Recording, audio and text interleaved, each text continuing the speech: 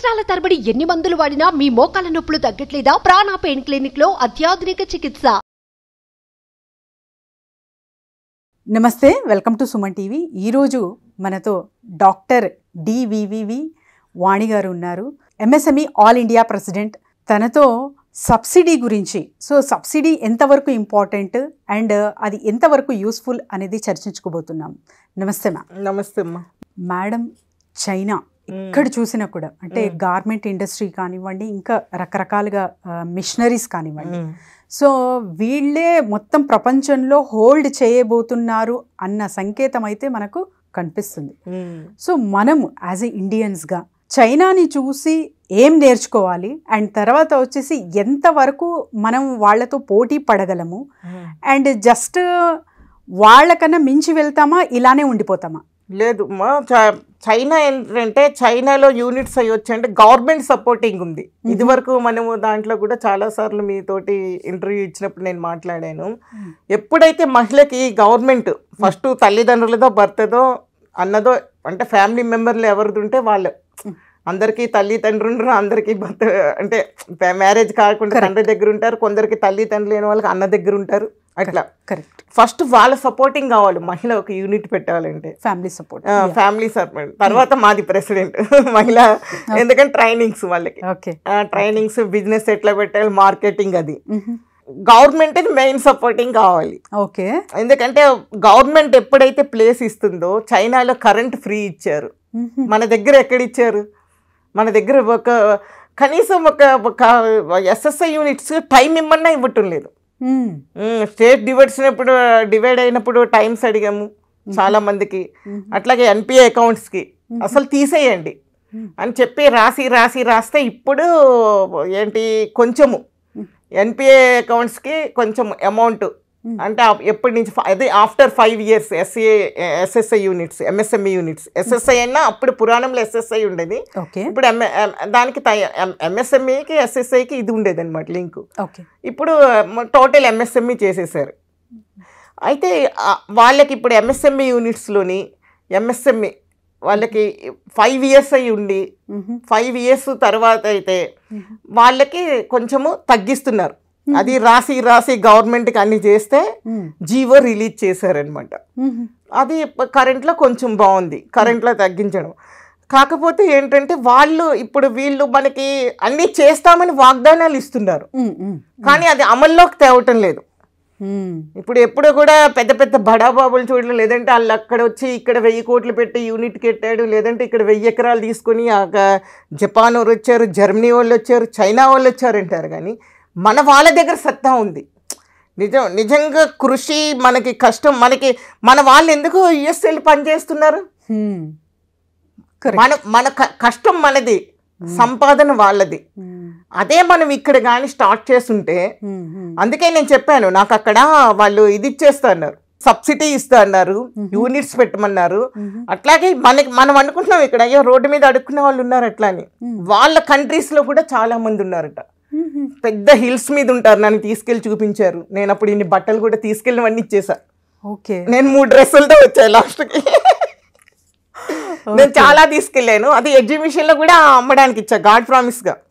Exhibition మేము stalls పెడతాం కదా, మొత్తం నేను దగ్గర మన ఇండియన్ రూపీస్ లో దగ్గర 85 lakhs స్టాక్ తీసుకెళ్ళాం. మొత్తం ఇచ్చేసా. అంటే కొంత అమ్మాము. అప్పుడు మేము మిషన్స్ పెట్టలేదు, లేదంటే చాలా వరకు 70% అయిపోయేది.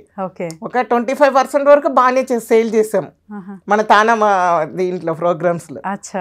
అప్పుడు చిరంజీవి వాళ్ళు కూడా వచ్చారు. అది చాలా బాగా జరిగింది.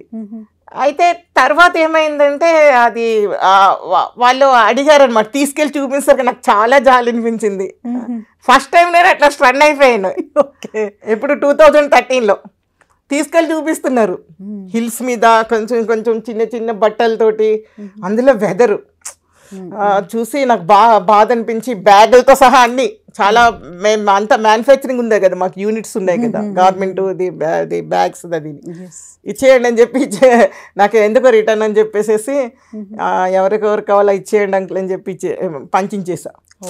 అట్లా మనకు వాళ్ళని చూస్తే ఇది అనిపిస్తుంది. దానివల్ల నాకు చెప్పారు మీకు సబ్సిడీ ఇస్తాము, ఇక్కడ ల్యాండ్స్ ఇస్తాము, మీ దగ్గర ఐడియా చాలా బాగున్నాయి, మీరు ఎందుకంటే ఇవతల ఇండస్ట్రీస్ వస్తాయి ఇక్కడ మీరు ఉంటే, అవతల మాకు డెవలప్మెంట్ అవుతుంది. కరెక్ట్, అట్లా అని చెప్పారు. అప్పుడు నేను ఒకటే చెప్పాను, ఏ దేశమేగినా ఎందుకాలిడినా ఏ పీఠమెక్కినా ఎవ్వరెదురైనా పొగడరా నీ తల్లి భూమి భారతిని నిలుపురా నీ జాతి నిండు గౌరవం. ఎందుకంటే మా తెలంగాణ గడ్డ మీద కానీ మా భారతదేశం మీద కానీ మాకు ప్రేమ ఉంటుంది. మా వాళ్ళు డెవలప్ అవ్వకుండా నీ దగ్గర ఎందుకు, నాకు ఆ కోట్లు చచ్చినప్పుడు రూపాయి తీసుకెళ్ళాను నేను వాళ్ళకి అదే ఎక్స్ప్లెయిన్ చేస్తాను. వాళ్ళు అట్లా స్టన్ అయిపోయారు. ఈ పాట పాడి నేను ఒక్క రూపాయి చనిపోయినప్పుడు మా తాతలు కానీ, మా తాతలది జమీందారులు, మా తర్వాత డాడీ వాళ్ళది, వాళ్ళ జీన్సే మాకు వచ్చింది. ఉంటే 10 మందికి పెట్టాలి మనం, లేకపోతే లేదు అంతే, నమస్తే పెట్టి ఊరుకోవాలి. అంతేగాని ఒకళ్ళు అక్కడ చనిపోయినప్పుడు సింగిల్ పైసా తీసుకెళ్ళాం. ఎందుకు ఈ కోట్లు, ఈ ఆస్తులు, కోట్లలో పుట్టాం, బంగారాలు చూసేసాం, డబ్బులు చూసేసాం, అన్ని తాతలు ఎప్పుడో చిన్నప్పుడు.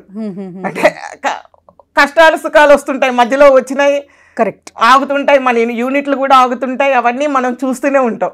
అది తప్పదు మనకు, అప్ అండ్ డౌన్స్. మనం అనుకుంటాం అబ్బా వాడు పెద్ద బంగ్లాలో ఉన్నాడు, 7 అంతస్తుల మేడలో ఉన్నాడు అనుకుంటాం. వాళ్ళ వెనకాతలు ఎన్ని ఉంటాయో తెలియదు. అబ్బా మేడంకి అంటే ఇంత ఇది, వాళ్ళకి పెద్ద పెద్ద ఇండస్ట్రీస్ ఉన్నాయి, అది ఉంది ఇది ఉంది అనుకుంటారు. మన వెనకాతలు ఎంత ఉందో తెలియదు. కరెక్ట్, అట్లాగా మనకి తోస్తే మనం పెట్టాలి. అప్పుడే నేను చెప్పాను, మా రాష్ట్రాన్ని కానీ, మా తెలంగాణ రాష్ట్రం కానీ, ఆంధ్రప్రదేశ్ కానీ, నేను భారతదేశాన్ని కానీ వదిలిరాను.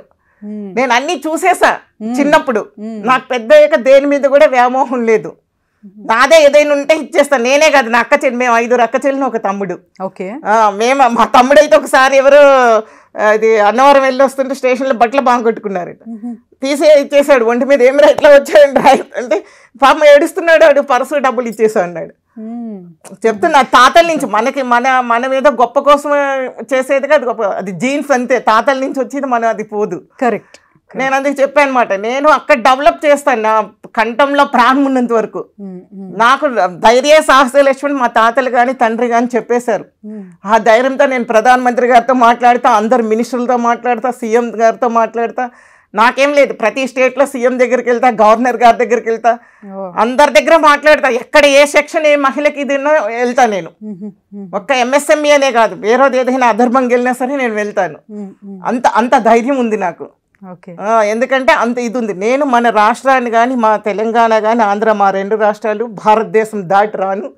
ఆ సబ్సిడీలు, ఆ ఆస్తులు, ఆ ల్యాండ్, కొన్ని ఎకరాలు, $1 మిలియన్ అన్నీ మీరే ఉంచుకోండి అన్న. ఏం క్లాప్స్ కొట్టారా వాళ్ళు. ఏంటి మేడం మీరు ఫస్ట్ టైం మిమ్మల్ని లైఫ్ లో చూస్తున్నారు. ఎందుకు మనం చనిపోయినప్పుడు రూపాయి తీసుకెళ్ళాం. మన పిల్ల ఎంత సంపాదించినా, మనము అధర్మంగా ఏదో ఒక్క రూపాయి సంపాదించిన అది అధర్మమే. నేను ఇక్కడ ఎంఎస్ఎంఈ ప్రెసిడెంట్ అయి ఉండడం ఏంటి, మన స్టేట్కి అన్నీ చేస్తాను, మన దేశానికని నేను మళ్ళీ అందరితో మీతోటి కానీ నేను అన్నిట్లో వచ్చాను. మీరు చూసారు లేదా, నారీ బేరీ, ఈటీవీ, సఖీ అన్నిట్లో కూడా. సఖీ వాళ్ళు అయితే మా ఇంటికి కూడా వచ్చేవారు, నిద్రపోనిచ్చేవారు కదా నేను. మేడం అని. ఇప్పుడు కరోనా నుంచి తగ్గింది అనమాట, మళ్ళీ మొన్న చేశారు. నేను ఇప్పుడేం ఇంటర్వ్యూలు ఇవ్వనమ్మా, టైం పడుతుంది, కొంచెం ఎలక్షన్ అది అయ్యాక చూద్దామని చెప్పేసా. It's really a great thing ma'am. అంటే మనము నివసిస్తున్న భూమి కానివ్వండి, నివసిస్తున్న ప్లేస్కి అంత ప్రాధాన్యత ఖచ్చితంగా ఇవ్వాలి. సో మీ సర్వీసెస్ అందరికీ అందాలని కోరుతూ thank you ma'am, thank you so much. Suman టీవీలో మీ పర్సనల్ అండ్ బిజినెస్ ప్రమోషన్స్ కోసం కింది నెంబర్కి కాంటాక్ట్ చేయండి.